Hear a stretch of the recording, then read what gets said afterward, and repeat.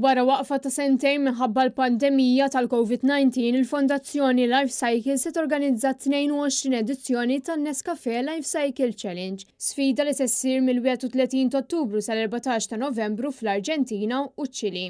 Din se tkun l-ewwel darba li din l-isfida bir-roti se ssir fl-Amerika t'isfel, blan li jinġabru fondi għar-riċerka fuq il-mart tal-kliewi u għall-pazjenti li jbatu minn dan il-mart. F'din l-isfida 25 ċiklist se jaqtfu 2000 km bir-rota mill-kapitali tal-Arġentina Buenos Aires sa Santiago fiċ-Ċili.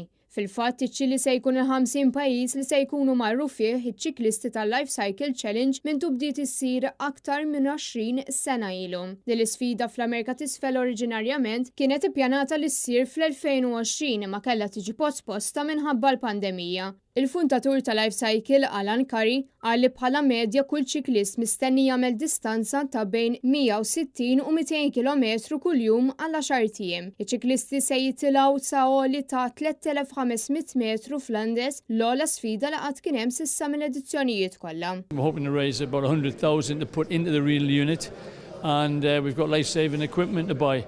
And remember, like I said to everybody, we've been doing this for 22 years. And we're the only charity who raises money for renal patients. So the trip from Buenos Aires in Argentina to Santiago was very appealing to the cyclists. It's the first time we've been onto that continent. We've done all the other continents. We've never been to the Americas yet, so that's a new one for us as well.